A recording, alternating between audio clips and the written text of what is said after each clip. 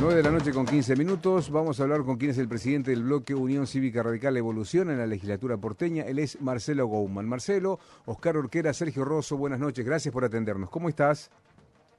Oscar, Sergio, buenas noches. Todo bien, todo bien. Hola Bueno, Marcelo, bueno, bienvenido. muy amable. Marcelo, Un gusto, un gusto. igualmente, che. La verdad que queríamos charlar con vos por tema presupuesto.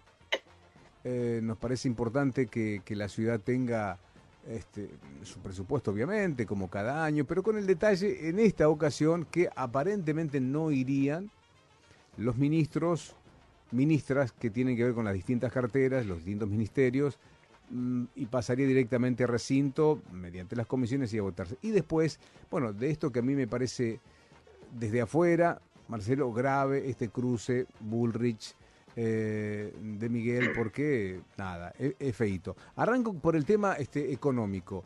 ¿Cuándo se vota el presupuesto, Marcelo? ¿Nos podés contar a nosotros y a los oyentes de Radio Con Vos? Sí, cómo no, por supuesto. Está previsto que en la sesión del 10 de noviembre se trate el presupuesto de la ciudad. Efectivamente fue despachado en comisión el miércoles pasado, perdón, el viernes pasado. Yo Sí, soy miembro de la comisión. He tenido tanto trabajo esta semana que un poco me olvidé la fecha, pero fue el obvio. viernes pasado al mediodía. Ajá. Bueno, nada, un presupuesto que efectivamente contó con la particularidad de que en esta oportunidad no concurrieron los ministros del gabinete, y un poco fue el señalamiento de las fuerzas opositoras, digamos, al interbloque del cual nosotros formamos parte, para de algún modo no discutir el presupuesto en comisión. De hecho, efectivamente, el viernes despachamos los miembros del interbloque. Para nosotros, si hay que hablar del presupuesto de la ciudad, es un tema bastante complejo, bastante difícil de abordar en pocos minutos, pero lo que se podría decir de lo que observamos nosotros, que participamos del despacho y también obviamente participamos, si se quiere, de la elaboración, en principio de la discusión en su elaboración del proyecto de presupuesto de este año, es que vemos algunas cosas que entendemos muy positivas, que tienen que ver básicamente con la inversión educativa, tienen que ver básicamente con el equilibrio fiscal que propone el equilibrio fiscal que propone el presupuesto, y que básicamente promueve también, o continúa promoviendo una política de, yo diría, mediano plazo, que reviste algunos años de desendeudamiento en la ciudad de Buenos Aires, que, que no es un presupuesto osado en materia de inversiones, pero que básicamente es un presupuesto que se discute en el marco de la quita presupuestaria que sufre la ciudad de Buenos Aires, que alcanza, contando lo que probablemente, si la justicia no falla inmediatamente, ocurra en el año 23, Mm. 300.000 millones de pesos de ajuste, respecto de lo que la ciudad debería percibir en términos de coparticipación federal, en un presupuesto que alcanza los 2 billones. Es un presupuesto muy importante, y que alcanza los 2 billones es difícil de nombrar, inclusive la cifra. Claro, claro. 2 millones de millones o 2 billones, según como se prefiera, pero que, bueno, me parece que la novedad más importante tiene que ver con el crecimiento de la inversión educativa, Mm, que alcanza el 20% en la función educativa del presupuesto. mm. El 20% de la Hay masa quienes del dicen que antes era presupuesto. el 25, Marcelo. Entonces, digo, UTCTera, por ejemplo, viene cuestionando esto. No, no, de hecho el presupuesto de la ciudad en materia educativa nunca llegó al 25. No, no, no.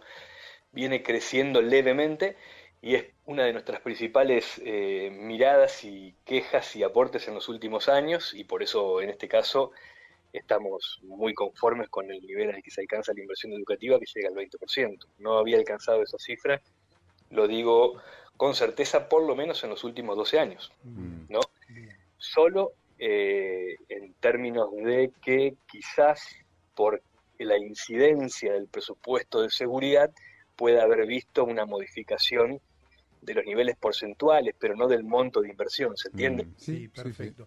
Marcelo, no me quedó claro si finalmente los ministros van a ir a defender el presupuesto o no. Los ministros no van a participar de la ronda de ministros. Este año no se hace. Ok. ¿Y qué pasó con aquella sección que se había caído con la de eliminar el impuesto a las tarjetas de crédito? ¿Qué nos podés decir al respecto? ¿Se va a insistir con ese tema? ¿Hay alguna chance que se trate este año?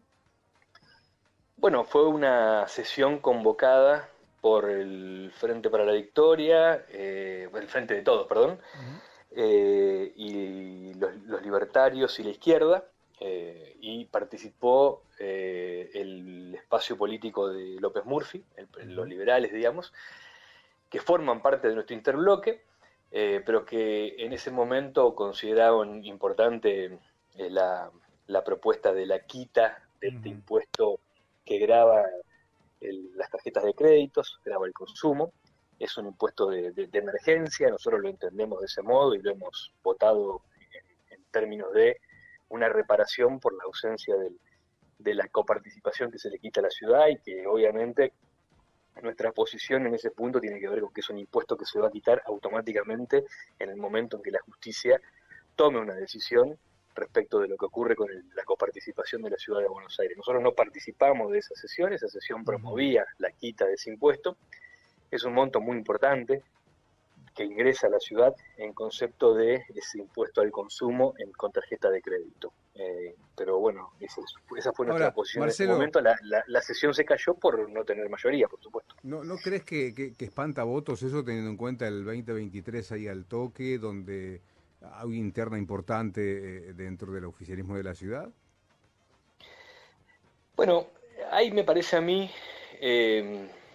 ustedes son un programa de radio, yo algo escucho muy serio, se podría decir que se puede decir ante este programa de radio y ante su audiencia algo más razonable que lo que en general ha ocurrido con las ideas que han tenido cierta preponderancia en estos últimos tiempos. Me refiero a las ideas que intentan básicamente promover un modo irreflexivo o un modo elocuentemente violento respecto del modo en que los estados tienen que recaudar para construir sus políticas públicas. Obviamente, nosotros no tenemos problemas para discutir este punto, porque nuestra visión tiene que ver con que efectivamente los estados tienen que asumir responsabilidades importantes y su financiamiento parte centralmente del cobro de impuestos. Claro, en el caso de la ciudad de Buenos Aires,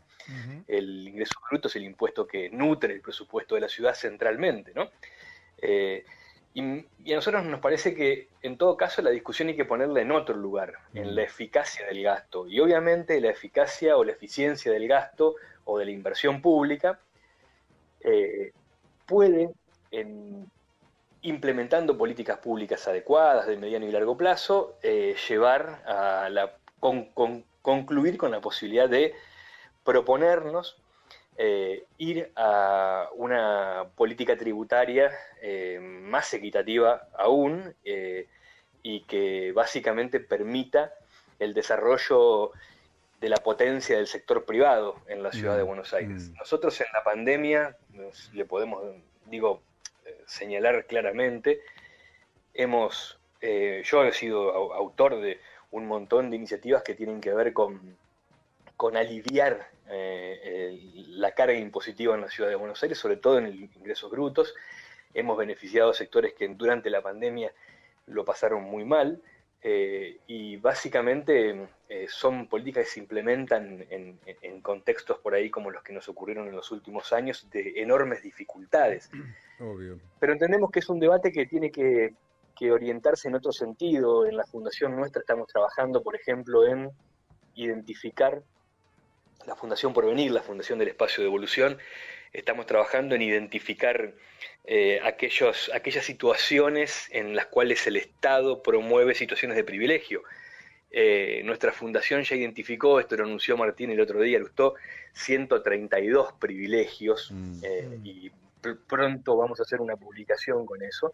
Esos privilegios tienen que ver con aquellas inequidades que se generan a través de la intervención del Estado en beneficio de sectores puntuales, ¿no? En muchos casos tienen que ver con erogaciones del sector público que son innecesarias. Bien. Bueno, me parece que por ahí tenemos que llevar el debate. Contanos, cuando tengan ese informe, acá estamos y podríamos seguir debatiéndolo, Marcelo, ¿te parece? Sí, por supuesto. Marcelo, hablabas de Lustó en estos días, bueno, hay como una guerra de fotos, podemos decir, tanto a nivel nacional como a nivel de la ciudad. Estuvo circulando ahí una foto de Lustó con la ministra Acuña. ¿Puede ser una posible fórmula?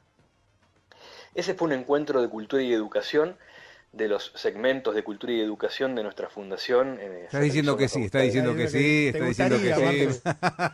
Realizó la Facultad de Económica, pero la verdad, nosotros venimos laburando muy bien con el Ministerio de Educación. Aprobamos una ley este año en la ciudad, es una ley muy, muy importante, que crea la carrera horizontal docente. Eso implicó que haya una integración de los equipos de laburo.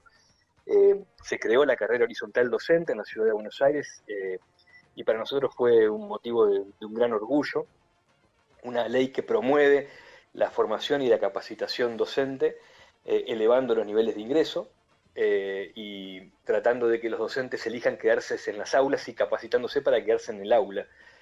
No fue muy difundida la ley, pero fue una ley muy, muy importante y que va a comenzar a tener impacto el año que viene porque este presupuesto prevé la erogación para la creación de los cargos para la implementación de esa ley. Entonces vamos a tener más docentes en las aulas, más capacitados y fundamentalmente en las escuelas del sector sur de la ciudad. Ojalá, pero bueno, no respondo a la pregunta puntual. Las candidaturas... Sí, entendimos que sí, ¿eh? Las candidaturas se van a ir evaluando, por supuesto. Lo del otro día no fue un lanzamiento de fórmula, ni mucho menos. En eso se puede ser claro. A nosotros tenemos la definición de que Martín sea candidato a jefe de gobierno en la ciudad y vamos a participar de la PASO con el contendiente oportuno que el PRO pongan en la ciudad de Buenos Aires.